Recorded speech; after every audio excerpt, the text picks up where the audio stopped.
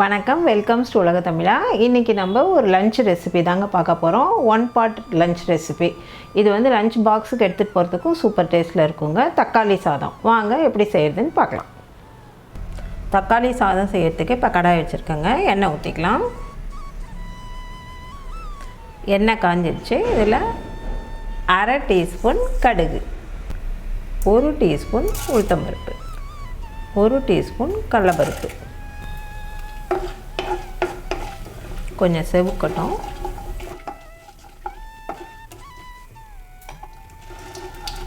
இப்போ கடுகு பொரிஞ்சு பருப்புக்குன்னு செவந்துருச்சு.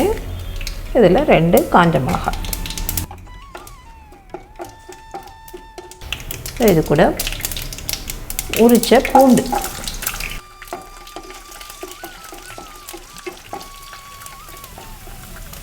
ரெண்டு பெரிய வெங்காயம்,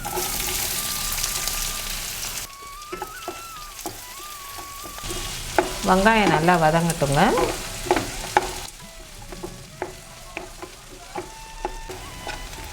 இப்போ வெங்காயம் ஓரளவு வதங்கிடுச்சு. இன்னும் கொஞ்சம் நேரம் வதங்கட்டும். இப்போ வெங்காயம் நல்லா வதங்கிடுச்சு. இதில் 1/4 டீஸ்பூன் மஞ்சள் தூள், 1 டேபிள் ஸ்பூன் குழம்பு மிளகாத்தூள், நீங்கள் சாம்பார் பொடி கூட சேர்த்துக்கலாம். இப்போ கலருக்காக நான் இதில் 1 டீஸ்பூன் அளவு காஷ்மீரி சில்லி பவுடர் சேர்க்குறேன். ஒரு 1/2 டீஸ்பூன் கரம் மசாலா, இது தேவையான உப்பு, இதெல்லாம் சேர்த்து எண்ணெயோடையே நல்லா வதக்கிக்கலாம் ஒரு முறை.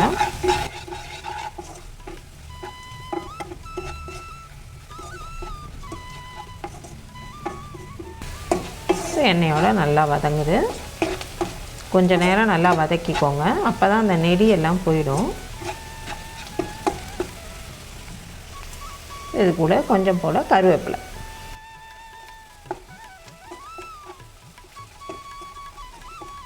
இப்போ இதில் நான் ஒரு 2 தக்காளி எடுத்து அரைச்சி வச்சுருக்கேன். இதை இதோட சேர்த்துக்கலாம்.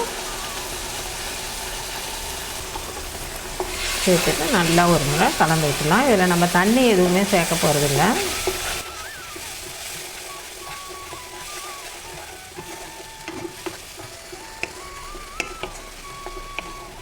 இப்போ தக்காளி விழுது, மசாலா எல்லாத்தையும் ஒன்று சேர கலந்துக்கோங்க.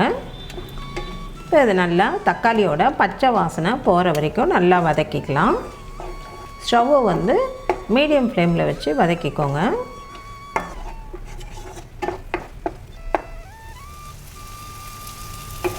இப்போ நல்லா சுருண்டு வந்துடுச்சு. இவ்வளோ தான். இந்த ஸ்டேஜில் ஸ்டவ்வை நல்லா ஸ்லோ ஃப்ளேமில் வச்சுட்டு ஆல்ரெடி நான் வடித்து ஆற வச்சுருந்த சாதம் இது வந்து இதோட சேர்த்துக்கலாம்.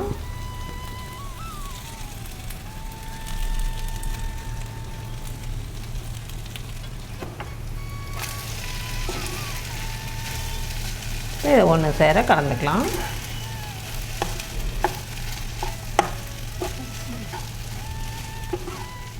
இப்போ நல்லா ஒன்று சேர கலந்தாச்சுங்க. மசாலாலாம் நல்லா அரிசியில் சாதத்தில் நல்லா கோட் ஆயிடுச்சு. இப்போ இதில் கடைசியாக கொத்தமல்லி தூவிடலாம். இது கூட நான் வந்து நெய்யில் வறுத்து வச்சுருக்கேன் முந்திரி பருப்பு, இதையும் சேர்த்துக்கலாம். இது உங்களுக்கு தேவைன்னா சேர்த்துக்கோங்க, இல்லைன்னா விட்டுலாம். இது வந்து எக்ஸ்ட்ரா டேஸ்ட் கொடுக்கும், அவ்வளவுதான்.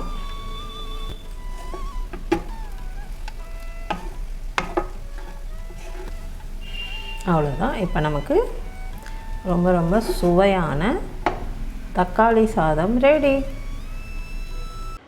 தக்காளி சாதம் சூப்பராக ரெடி ஆயிடுச்சுங்க. அதுக்கு நான் தொட்டு சாப்பிட அவிச்ச முட்டை வச்சுருக்கேன். சூப்பர் டேஸ்ட்டில் இருக்குங்க. நீங்களும் உங்கள் வீட்டில் இதே மாதிரி செஞ்சு பார்த்துட்டு உங்கள் கருத்துக்களை எங்களுக்கு தெரியப்படுத்துங்க. இந்த வீடியோ பிடிச்சிருந்தா வீடியோவுக்கு ஒரு லைக் கொடுத்துட்டு அப்படியே உலக தமிழா சேனலை சப்ஸ்கிரைப் பண்ணி வச்சுக்கோங்க. தேங்க்யூ.